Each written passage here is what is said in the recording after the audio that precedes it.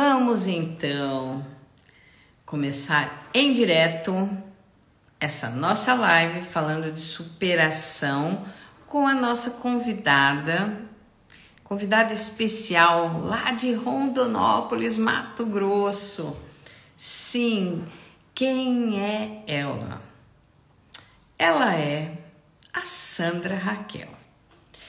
Uma mulher que vai se apresentar já, mas ela é uma associada da Integral Uma Global, esse hub mundial de mulheres que vai completar 10 anos no próximo mês de março de 2024.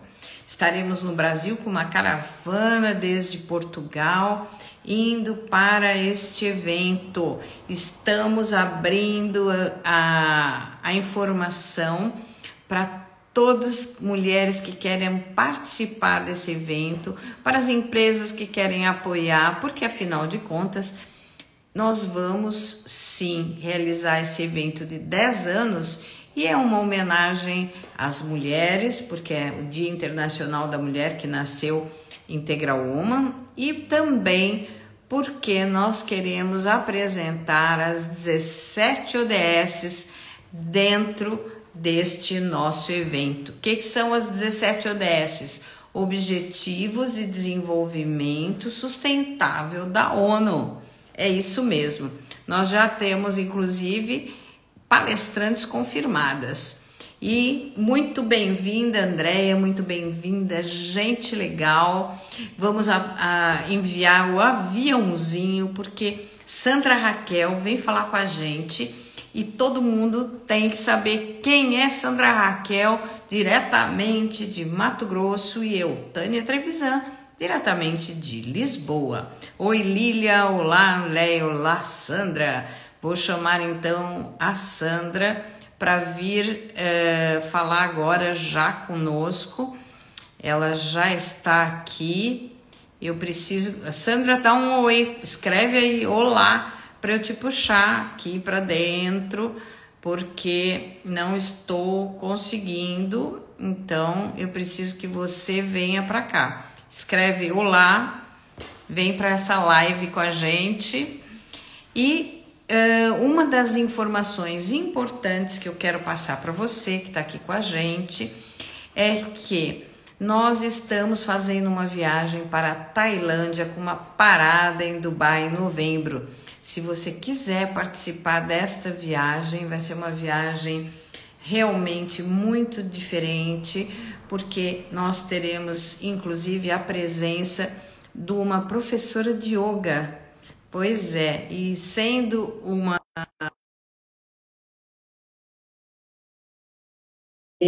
que especial vai ser.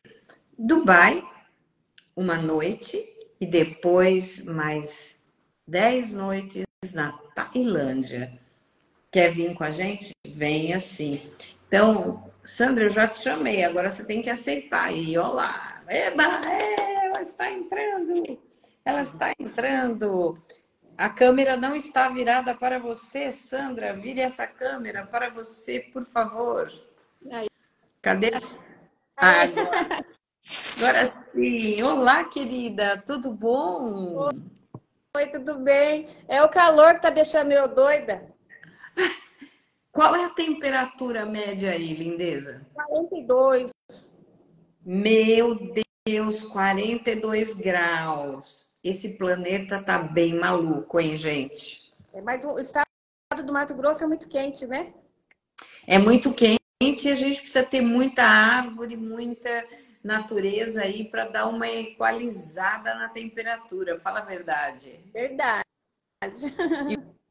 E você cuida da natureza, Sandra? Você tem aí muitas árvores, muitas plantações. O que você tem aí ao redor de você?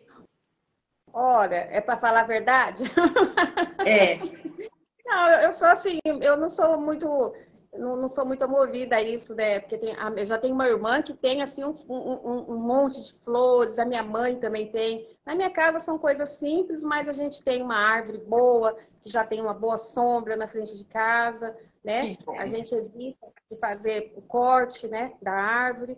Porque é o que você falou, a gente precisa cuidar do nosso ambiente, porque está realmente esquentando muito, e principalmente aqui em Mato Grosso, né? As queimadas também. Mas, enfim, eu contribuo da minha forma, né? Da melhor forma possível. Isso. Então, quem é a Sandra Raquel? Conta agora pra gente, Sandra. Sandra Raquel, ela é natural de São Paulo, capital, nasci na Vila Mariana. Sou filha de Dona Valda Aura Schwartz Mendes, sou neta de alemão. Sou eu e mais 5 irmãos, 3 meninas, né? Cláudia, Claudineia e Claudinei, Silvio, Silvânia e Sandra. Uau! Então, minha mãe colocou 3 e 3 com C. Hoje eu estou em Rondonópolis, vim para cá com uns 7, 8 anos de idade, com a minha mãe, com os meus irmãos. Aqui eu construí, né?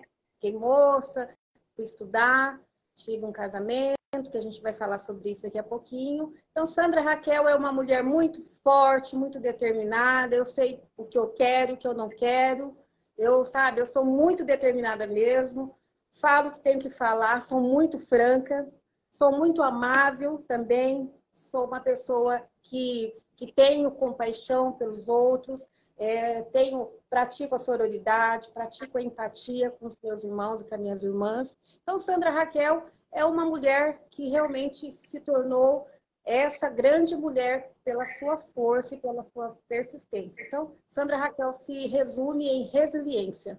Olha só, gente, vamos chamar nossos amigos e amigas, mandando esse aviãozinho que tem aí embaixo, Olha, para que todo mundo a minha possa. irmã, a doutora Cláudia, já chegou e ela vai vir fazer parte da nossa associação. Opa! Pois Integral Uma está aqui à disposição de todas as mulheres que querem interajuda, desenvolvimento pessoal, profissional e viagens pelo mundo. Muito bem! Sandra, olha, tá todo mundo curioso em saber o que que a Sandra teve pela vida, que ela superou tanta coisa, que hoje é essa mulher aí batalhadora, que hoje está aumentando a sororidade, que muitas mulheres te seguem e que as suas palestras já estão começando a valer ouro. Amém. Então, é esse o caminho. Bora lá, conta um pouquinho mais. Olha, eu tenho que. Peraí, só um pouquinho. Tem gente aqui, eu lá, acompanhando. Nossa, só tem mensagem para você. A Juliana entrou agora. A Tiane acompanhando aqui do interior do município de Barracão, Rio Grande do Sul. Me sinto uma lagarta presa em um casulo. Tiane, venha conosco, se solta, amiga, venha para Integrar Uma e você vai ver o que é a interajuda, as mulheres se ajudam mesmo, tá? E Sandra Raquel vai agora compartilhar um pouco da experiência dela, porque tudo que uma mulher faz, ela está realmente atingindo a sua família e outras mulheres. Então, ela pode compartilhar um pouco da vida dela para inspirar outras. Por favor, Sandra. Olha, em primeiro lugar, eu gostaria de agradecer a você pelo convite, né, por você acreditar realmente em Sandra Raquel, acreditar que realmente é possível nós todas estendermos as mãos umas para as outras. Esse teu projeto tão lindo, que depois você vai falar um pouco mais para que o meu povo do meu Instagram, que está aqui, que vai ter oportunidade de assistir depois também, conhecer principalmente as mulheres. Então, gratidão a você e que Deus venha te abençoar ricamente. E tenho certeza que Deus colocou tudo, Deus faz tudo certinho. Então nós vamos fazer coisas lindas juntos, pode ter Já certeza. começamos. Bom, é o que me fez realmente ser essa mulher de fibra, essa mulher tão forte. Nem sempre, nem toda a vida foi assim, né? A gente passa por alguns obstáculos e para que a gente possa realmente criar grandes raízes. E a maioria do ser humano, o homem, a mulher, quando ele passa por estágio difícil, que é de estágio de sofrimento, ele não são todos os seres, né, os homens ou as mulheres que conseguem ter resiliência, conseguem pegar o seu problema e transformar em algo positivo. Isso é uma grande vantagem que eu acredito que é uma coisa que vem de Deus, algo de Deus mesmo. Então, assim, desde muito nova, minha irmã que está acompanhando, que hoje é advogada, né? Nós passamos por um processo familiar assim, a nossa família veio de uma estrutura assim bem sofrida, aonde houve uma separação do meu pai, do meu pai, né, e da minha mãe, e o meu pai acabou colocando os filhos, cada um numa escola, cada um no orfanato, e isso eu criança ainda, e eu fiquei praticamente quase 7 anos sem ver a minha família no orfanato. Então, isso já foi na infância. Na época, nós quando morávamos juntos, morávamos em favela, né? Aqui no Brasil, nasceu em São Paulo, favela, naquela época não tinha tanta modernidade que hoje até tem, né? Favela é realmente barraco, né? Realmente a família exposta ali à pobreza, à extrema pobreza. Então, assim, vim de uma família muito, muito humilde. O meu pai era extremamente agressor com a minha mãe. O meu pai, né, usava da violência com a minha mãe, era alcoólatra. Então, minha mãe foi uma mulher muito sofrida, que hoje é a minha grande referência. Então, o tempo passou, a gente pulou essa fase de orfanato, né, desse sofrimento. Minha mãe, como muito guerreira, essa lemoa, braba que ela é, o que ela fez? Ela foi catando os seus passarinhos, pegando e colocando todo mundo junto e conseguiu agregar toda a família novamente, graças a Deus. Que lindo, até arrepiei agora. Agora eu arrepiei, hein? A minha Isto mãe, foi muito lindo. Guerreira, minha mãe ela tem uma história assim forte, é uma mulher que a gente admira muito, eu e meus irmãos. Então, o que a gente pode fazer hoje é dar amor e dar carinho no momento onde ela está hoje precisando de nós, que ela está bem doentinha, mas vai ficar boa, em nome de Jesus. Então, a minha mãe sempre foi uma referência para mim. E o tempo passou, nós viemos para Rondonópolis, fazer vida aqui. Aqui passamos muita dificuldade também, muita dificuldade, muito nova. Eu fui trabalhar de babá, fui trabalhar de empregada doméstica, e sempre a minha mãe ali firme, forte também, fazendo o melhor para nós. O tempo passou, eu tive o meu primeiro casamento, que é o pai dos meus filhos, né? E muito jovem eu me casei, com 17 anos eu fui mãe da primeira menina, que hoje está com 33 anos. Chama Jennifer Takahashi, que é o meu orgulho também, maravilhosa. Então, com 17 anos eu tive a Jennifer.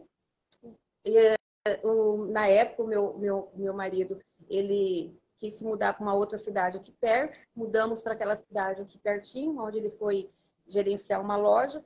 Chegando lá, ele teve a ideia de ir para o Japão morar lá, para nós irmos. E nós íamos realmente morar lá. Só que nesse caminho que a gente estava organizando a documentação, tudo, eu engravidei do meu segundo filho, que é hoje o Clóvis Kazuyuki, que é também o tesouro da mamãe aqui.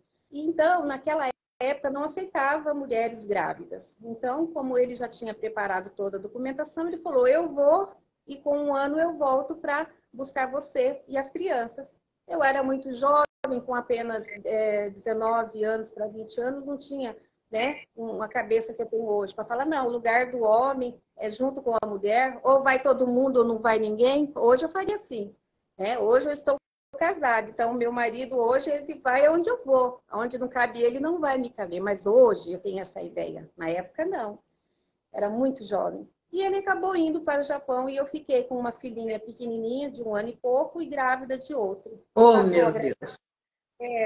Passou a gravidez, tive o bebê, tive um problema muito sério no parto dele, passei por isso também. Resumindo esse primeiro casamento, ele voltou só depois de quase 3 anos e ele já voltou preparado para se separar. Sim. E aí houve uma separação, esse primeiro casamento, que foi algo assim que realmente também mexeu bastante comigo, porque, né, o primeiro casamento, tão jovem, mas vamos lá, vamos caminhar, né? Vamos criar os filhos e vamos trabalhar. Ainda eu era só Sandra. Sofria muito, chorava, não podia me olhar porque eu estava chorando. Eu era muito sensível.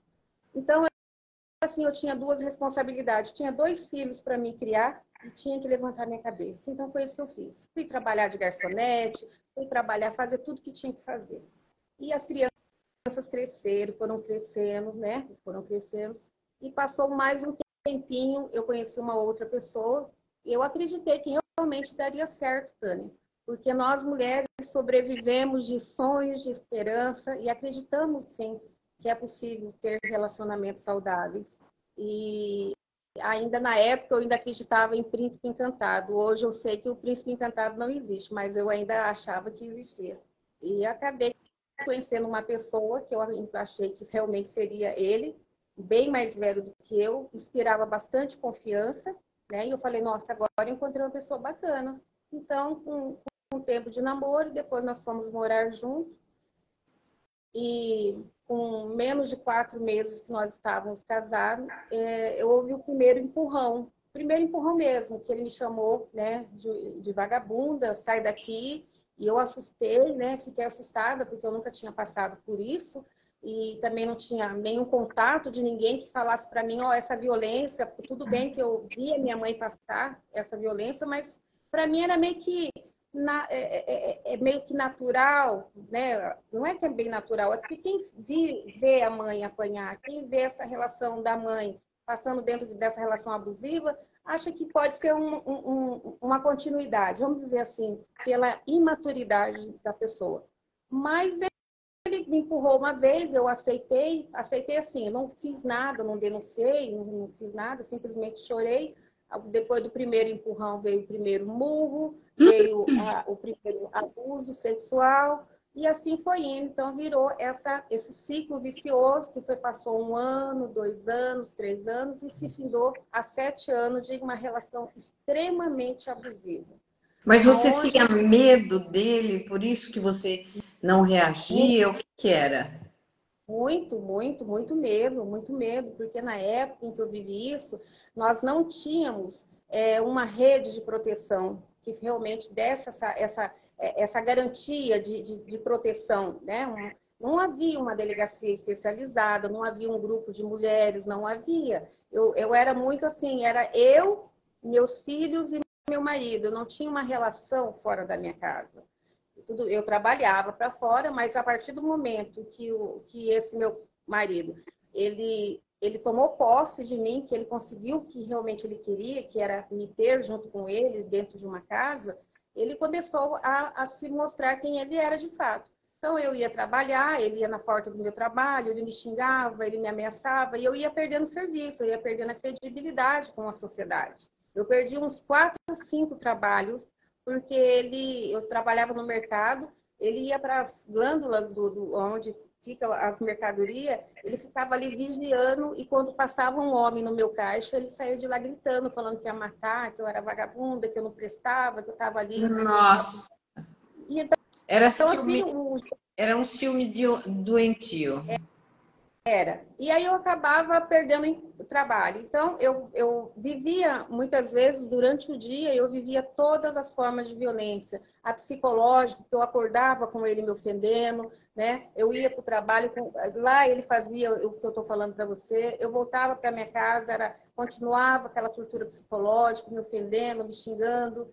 E eu tentando ali cuidar para que as crianças, né, não vissem, para que as crianças não presenciassem aquilo. E eu falava muito com ele, então ele falava, olha, vamos fazer um combinado, olha a inocência da mulher e como que nós, mães, somos protetoras. Vamos fazer um combinado?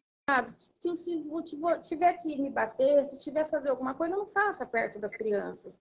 Seja amável perto das crianças. Se tiver que fazer, faça comigo, mas não faça com os meus filhos. E eu não tinha para onde dentro desses 7 anos, eu várias vezes tentei sair dessa relação, ia para casa da minha mãe, e quando eu chegava na casa da minha mãe, o que a gente fala hoje nas nossas palestras, de que o ciclo da violência, ela se repete. Então, é isso que a gente trabalha hoje. O que é o ciclo? O primeiro é o lua de mel, que é o que ele fez. Ele conquistou, ele seduziu, ele me passou confiança, ele fez eu acreditar que ia dar certo, que ele era um cara bom. Então, ele me agradou, ele me conquistou e me trouxe para um casamento. Quando ele conseguiu, né, aí começou as ofensas e tal. E aí, até quando chega na questão da violência mesmo, que é a física, que foi aqui, aí eu comecei a apanhar. Nossa. Isso era dentro do quarto, isso era dentro do carro. Então, assim, eu tinha que trabalhar com muita maquiagem. Hoje eu pouco uso maquiagem. As pessoas até falam, você usa pouca maquiagem. Eu acho que eu meio que criei um trauma, um pequeno trauma, e eu ainda tenho que trabalhar isso. E talvez seja isso. Eu uso pouca maquiagem, eu uso mais quando eu faço mais as minhas palestras, porque eu tenho que oferecer o melhor para o meu público, né? Mas, assim, no meu dia a dia, eu não gosto, não uso. Porque eu já usei muita base nessa parte, principalmente essa parte aqui, onde que é o murro, né? Então, quando o homem ele bate é aqui, né? Não é Meu daqui. Deus. Então, eu sempre tinha que estar maquiada. E assim foi se passando. E eu ia para casa da minha mãe, ele mandava carro de telemensagem, ele falava que ia mudar. Aí, aonde é a continuação do ciclo. Eu estou tentando explicar a minha história e também orientando a respeito do ciclo. Porque eu tenho certeza que muitas colegas, muitas amigas aqui vão identificar isso e, de repente, pode até ver que está dentro de uma relação abusiva e não percebe. Quando esse agressor ele percebe que ele vai realmente, de fato, perder a sua companheira, que essa companheira está disposta a denunciá-lo, como eu, chegava um momento que eu falava, eu não vou aceitar mais, eu vou te denunciar, eu não quero mais isso para mim, chega, chega, eu vou te denunciar. Batia mesmo o pezinho no chão, aí era a hora que ele mudava. Aí ele mostrava, não, Sandra, desculpa, não vai acontecer, blá, blá, blá. E eu acreditava. Ó, E aí, muito, mas ele me dava sapato, o que ele vai? Ele vai na onde a mulher, né? Eu gosto muito de sapato.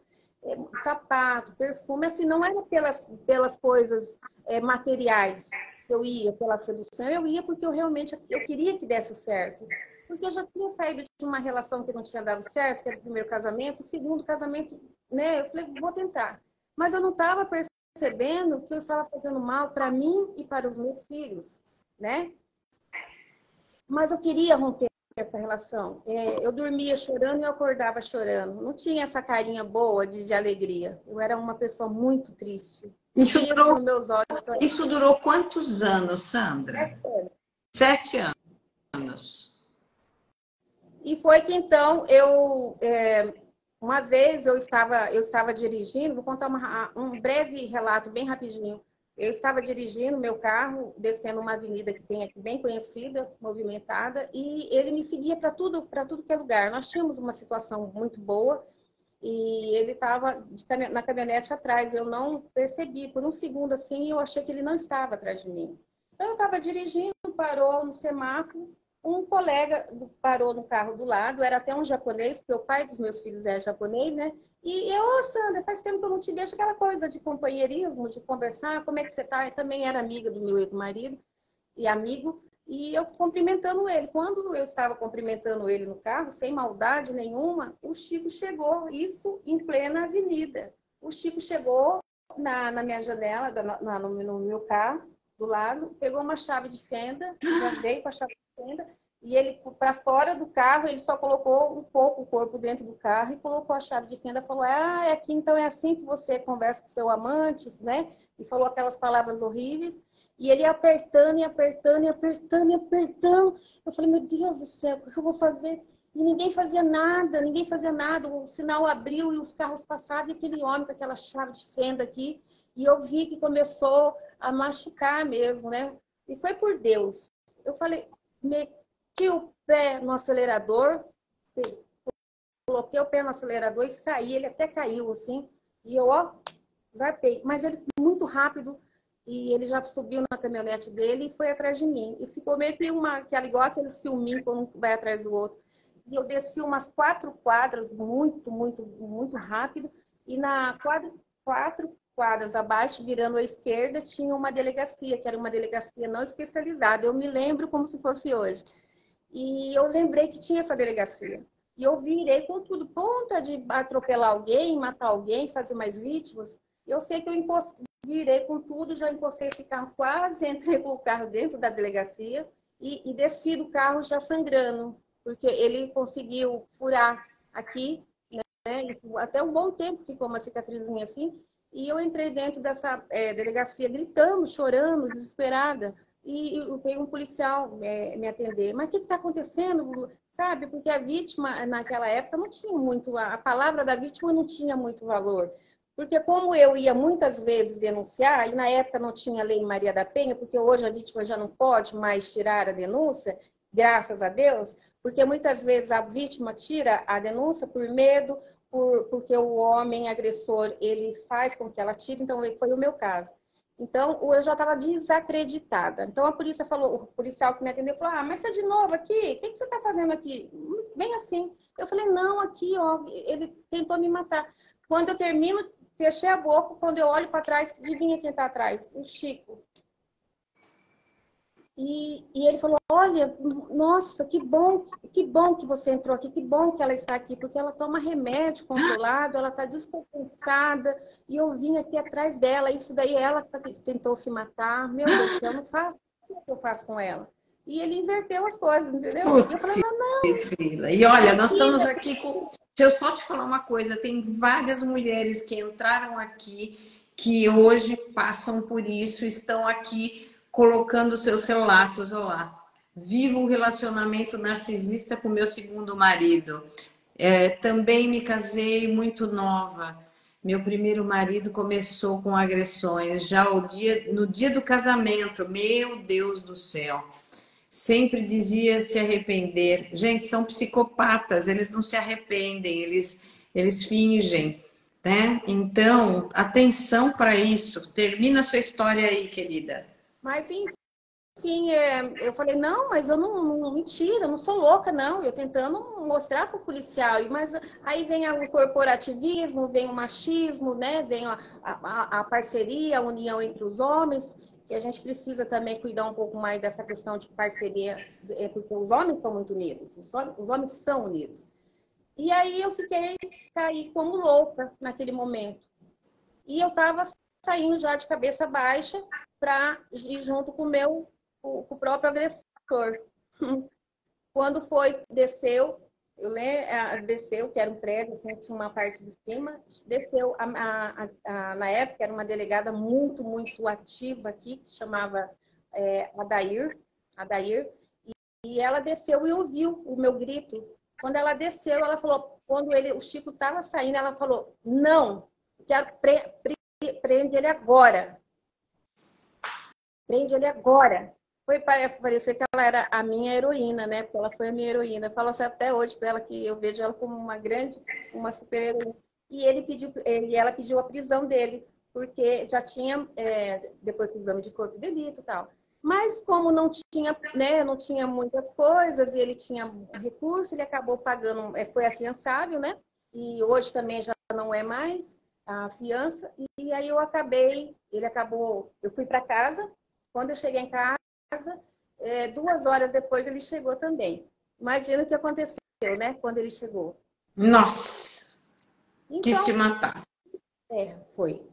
E aí, o tempo foi passando e a gente perdendo a saúde, a gente perdendo a tranquilidade, os meus filhos também, vendo, de alguma forma via.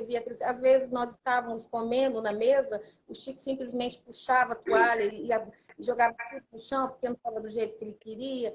Muitas coisas, ia comer um lanche, ele queria comer um lanche para todo mundo, porque não queria. Então, foi várias formas de violência. Eu vivi todas as violências. Eu vivia patrimonial, porque eu só podia fazer o que ele queria, eu só podia comer o que ele queria. Eu não tinha acesso ao meu carro, só podia pegar o carro quando ele permitia.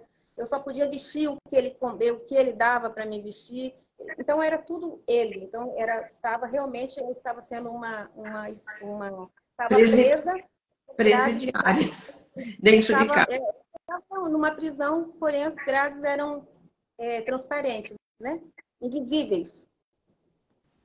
E foi que um dia o meu filho, na época, acho que me lembro, minha psicóloga até fala que tem coisas que o cérebro, ele bloqueia, porque já é uma defesa nossa. Então, eu sou muito ruim de datas, viu? Assim, de você perguntar de datas, assim, não é por maldade, nem é porque realmente o meu cérebro, ele paralisou isso.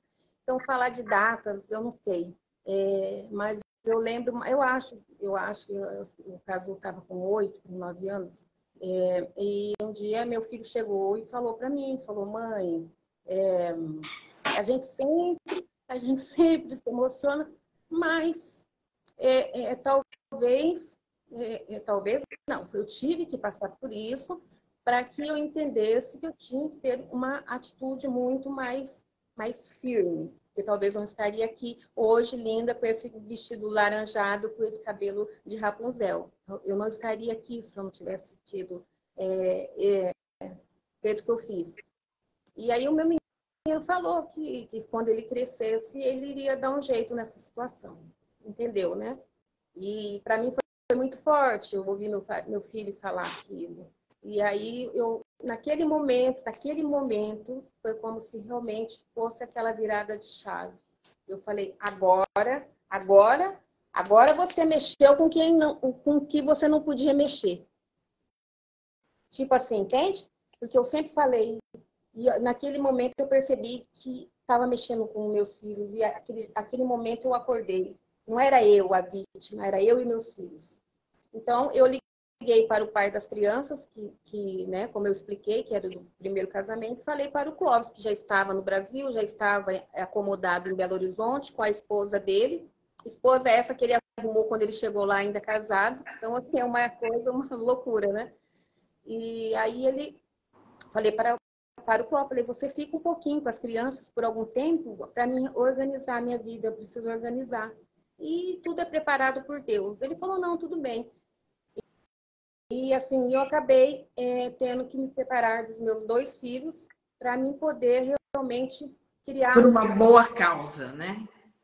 Mas foi muito difícil, porque eu nunca tinha me separado dos meus filhos, passei tudo sozinha, criei eles praticamente sozinha.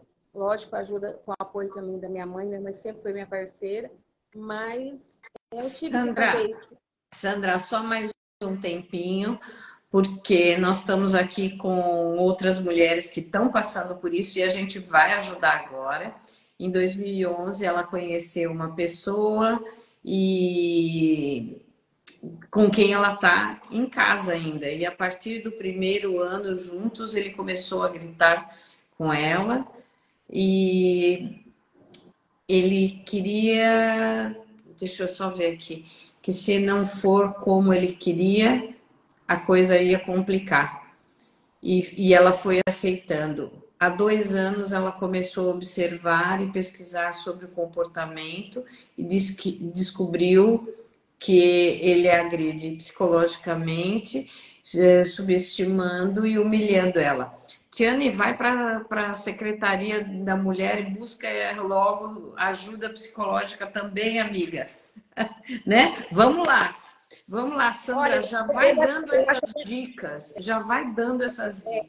e depois no final eu também vou deixar muitos telefones, vou deixar o meu também, porque a gente é uma forma de poder ajudar com a experiência ruim, mas foi uma experiência que me trouxe até aqui e que a gente ajuda outras mulheres. Então, todas as mulheres que estiverem aqui nessa live, que tiverem esse problema com o companheiro, quiserem abrir seu coração, pode contar comigo. O que eu posso ajudar é orientar e mostrar o caminho, né? As decisões depois são particulares. Então, a partir deste momento, as crianças foram morar com o pai, né? Bem difícil para mim, mas igual você falou, foi por uma boa causa.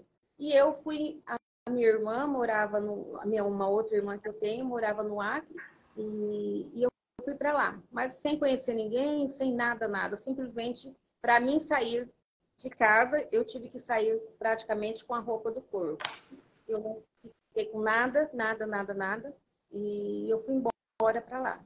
Fiquei lá algum tempo, muito sofrida, porque eu sentia muita falta dos meus filhos, eu sentia muita falta da minha mãe, eu sentia muita falta do meu ninho. Eu sou muito assim, família, eu sou muito isso aqui, gosto muito da minha cidade, mas eu sabia que era por uma boa causa e que lá na frente eu iria ter sucesso. E foi quando eu resolvi voltar, depois de algum tempo. Quando eu voltei já determinada a fazer uma mudança de vida. Eu não queria, eu já sabia o que eu queria e o que eu não queria. E aí, graças a um apoio que eu tive, muito importante, que eu falo isso muito nas minhas palestras, e que eu aproveitei também, eu soube valorizar o que eu recebi na época, que foi um trabalho muito importante, que me deu condições financeiras, Deus preparou tudo quando eu voltei, tudo. Porque Deus, eu tenho certeza, Deus falou, chega, a tua vez chegou. E eu sou muito temente a Deus. Sei, Nada acontece. mas seja objetiva agora, por favor. Você foi para lá. Quando você voltou, ele não estava mais na cidade, ele sumiu. Você fez o quê? Quando eu fui para lá, ele ficou e ele já estava doente. E quando eu estava convivendo com ele, ele já demonstrava alguns problemas na garganta. Eu fazia alimentação diferente, tinha alimentação diferente, mas nós não sabíamos o que era. Quando a comida dele era muito diferente da nossa. Eu tratava ele igual um bebezinho. E quando eu fui embora, a doença dele se agravou, ele ficou aqui em Rondonópolis, arrumou uma outra mulher, que foi uma outra vítima, então ele me deixou em paz, né? E quando eu retornei, ele já estava muito debilitado, ele estava com câncer na garganta, então muito debilitado. E a última vez que eu falei com ele foi quando eu retornei para Rondonópolis, e eu passou um tempo, a nora dele falou que ele queria falar comigo. E eu falei que eu não queria falar, mas acabei conversando com ele por telefone. E a última vez que eu falei com ele foi que ele falou para mim por telefone: me perdoa por tudo que eu fiz você sofrer, mas eu acredito que eu não passe, eu não vá viver muito tempo. Eu acredito que nem sei se essa noite eu vou amanhecer. E eu falei para ele que se fosse pelo meu perdão, que ele já estava perdoado, mas quem tem que perdoar é Deus, né? Estava tudo bem, e realmente estava tudo bem. Então, 2 dias depois, ele morreu. Morreu de câncer. E aí eu fui seguir minha vida. Mas foi uma luta, foi difícil. Quais foram mas, as assim, providências que você tomou logo na sequência? Quando você saiu? de qual? Você saiu, você fez mais denúncia, não fez? Você voltou, aí já tinha a Lei Maria da Penha. Você Não, trouxe seus filhos de volta, não trouxe? não. Providências. Quando eu retornei, eu arrumei um trabalho, tive uma oportunidade que uma pessoa me ofereceu, que me deu condições financeiras para mim trazer os meus filhos, né? Por isso que eu falo, Deus preparou. E essa pessoa, né, que preparou tudo isso, ele falou, olha, o dinheiro está aqui, você busca teus filhos, que o dinheiro está aqui.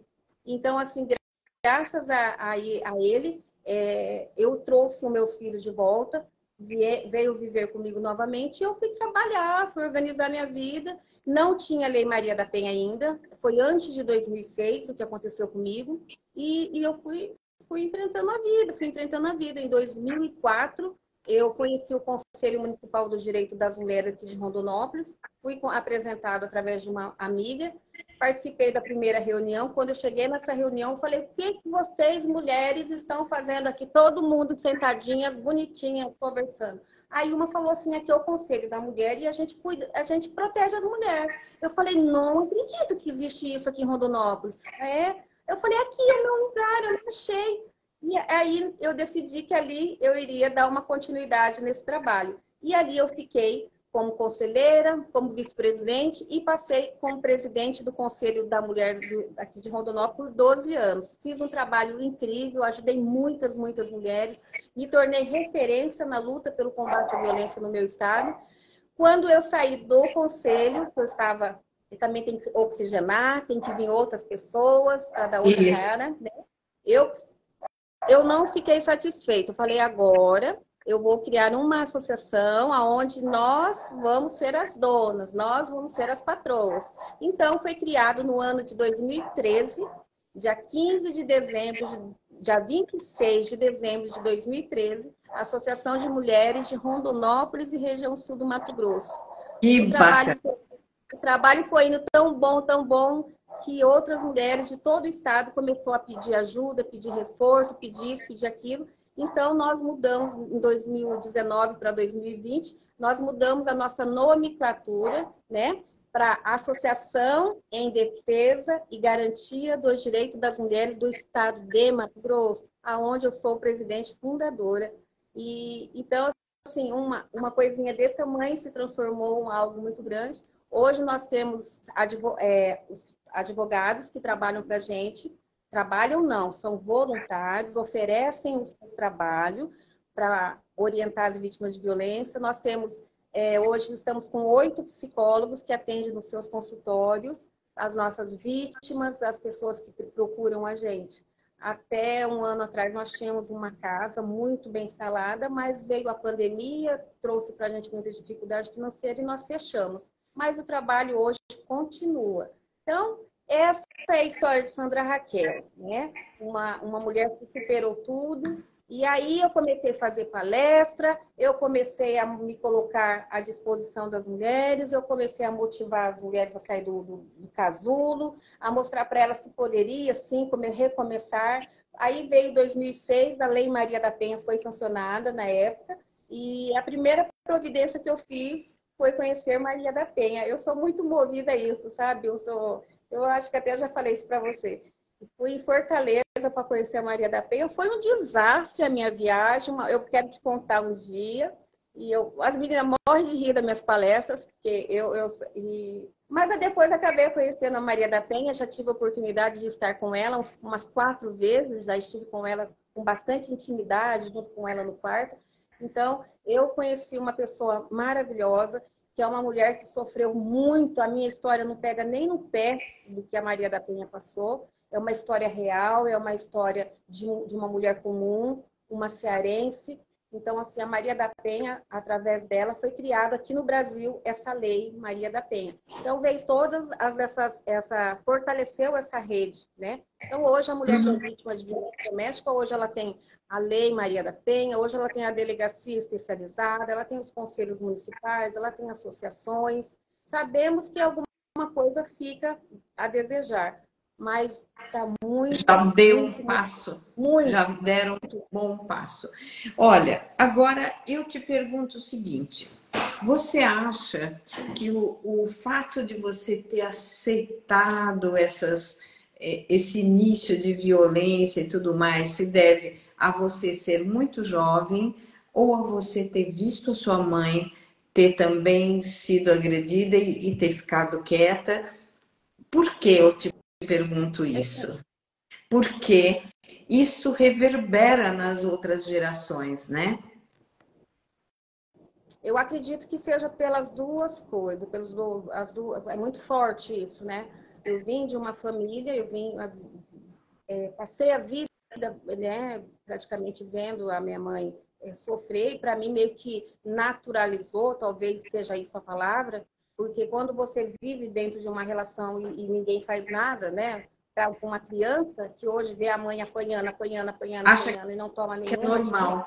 É normal. Não, aí quando a gente cresce, aí a gente olha para trás, e fala, não, a minha mãe, ela passou por tudo isso porque ela não teve apoio.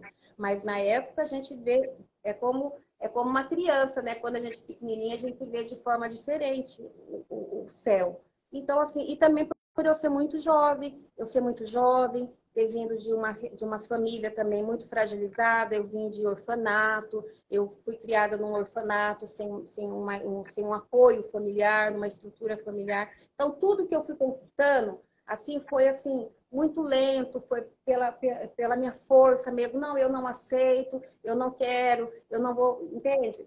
Então, ser Sandra, aí, como eu falo, eu tenho 2 momentos da minha vida. A Sandra e a Sandra Raquel. E às vezes eu tenho saudade da Sandra, mas eu tenho saudade da Sandra menina, a Sandra mulher comum como qualquer outra, a Sandra que pode chorar, a Sandra que pode falar besteira, a Sandra que pode frequentar um barzinho, porque hoje, como eu sou Sandra Raquel, essa força, essa referência, eu tenho que ter uma postura diferente, né? Eu tenho que realmente passar essa energia. Mas eu amo a mulher que eu me tornei, viu? Que bom! Isso é muito importante. A autoestima elevada é uma das características mais relevantes para a gente superar qualquer que seja a barreira. Então, Sandra, eu primeiro te dou os parabéns por você ter percebido tudo isso e ter superado. Segundo, você que agora faz parte da Integral Uma Global, né?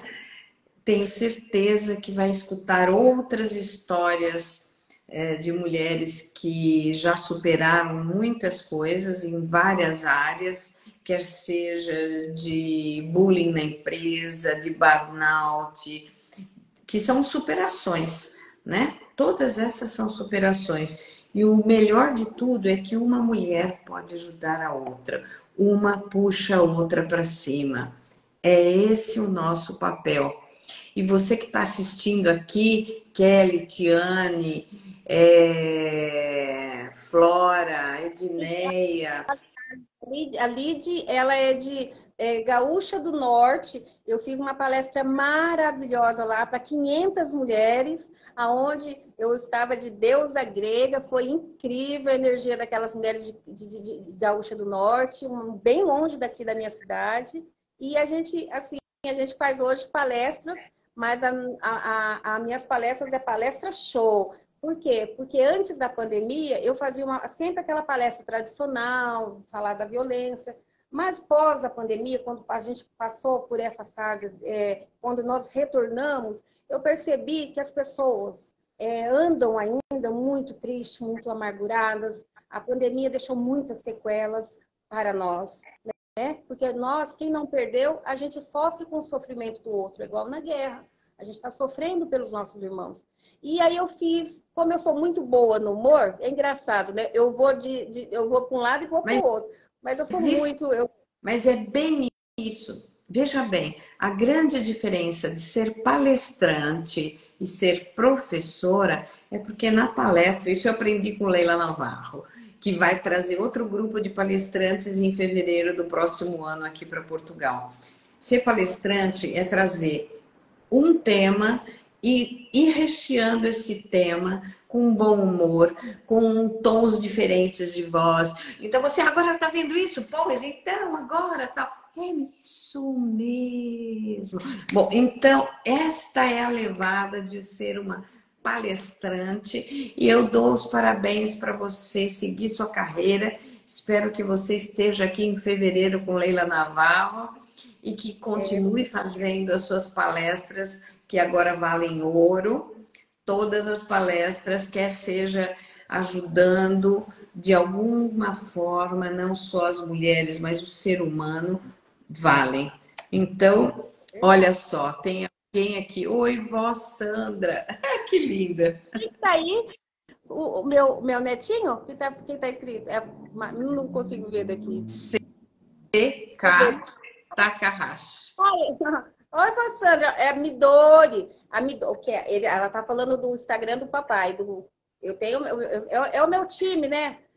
É o fã-clube da vovó Sandra Raquel. A vovó Sandra Raquel tem um fã-clube muito recheado, que é a Lara Midori, que ela é a Mulher Maravilha, Mirim, e tem o Matheus, que é o meu outro neto, que é a mesma idade, os dois, e tem uma netinha, que é a bebezinha ainda, que vai fazer 2 anos. Midori, minha princesa, mora em Belo Horizonte. A vovó te ama, ela sabe disso. Então, isso que é o que a gente traz para a vida. Eu tenho muito orgulho dos meus filhos, pela força que eles tiveram, pela resiliência que eles têm. Eles são maravilhosos. Nós temos uma energia muito forte, eu e meus filhos, sabe? A gente se ama muito, a gente tem um laço muito forte de amor. Isso é importante, a família dá suporte. Sandra, eu só posso agradecer você pela sua participação. Opa, cadê você? Sumiu. Tá no escuro. Agora vou pagar. Tá, então, olha, eu quero agradecer sua participação. Vamos continuar nessa caminhada de ajudar outras mulheres. Pela Integral Woman Global, estamos aí ajudando não só as brasileiras, mas mulheres de outros países que também sofrem de violência doméstica e pensando como que a gente pode gostar cada vez mais da gente trabalhando, estudando, crescendo, se desenvolvendo. É isso. Então, um beijo para você e para todo mundo que esteve nessa live com a gente. Olha, eu quero deixar aqui meus agradecimentos a você, desejar a você todo o sucesso do mundo, em tudo que você colocar na sua palma da sua mão, né? Até os pensamentos e até a ação, porque tudo nasce daqui da cabeça, né? Da nossa mente. Então Deus já começa a trabalhar aqui. E como eu te falo, eu agradeço pela sua vida, pela oportunidade. E sei que mulheres como eu, como você e todas essas mulheres que estão aqui nessa live, todo o nosso planeta, são mulheres que merecem ser felizes, merecem buscar o seu caminho. Mas uma coisa eu deixo como mensagem: não desistam de vocês, entenderam? Não desistam de vocês. Todas nós temos grandes potenciais. O meu potencial, eu me achei, eu me encontrei. Eu sei o que eu quero e o que eu não quero. Hoje eu sei que eu vou ser, não. Eu já sou uma mulher vencedora. Eu já sou. E a minha história não é uma história para ninguém ter piedade de mim, porque eu não preciso de dó de ninguém. É uma história de superação. E se eu passei, a Maria da Penha passou, e outras milhões de mulheres, você também, que está nos assistindo, também pode. Então, faça da sua tragédia a grande festa de final de ano, para você poder brindar e dizer: agora eu sou a mulher. É isso aí, querida. E Helena Navarro que me aguarde, que eu quero ainda dar um abraço nela. Isso mesmo. Você vai conseguir. Você tem que entrar para essa mentoria e você vai conseguir. Você sabe disso. Pessoal, contrata esta menina para fazer as palestras pelo Brasil afora, tá? E ela estará cada vez melhor para o ano que vem. Então, vocês vão ver o que vai ser de Sandra Raquel. Tchau. Beijos.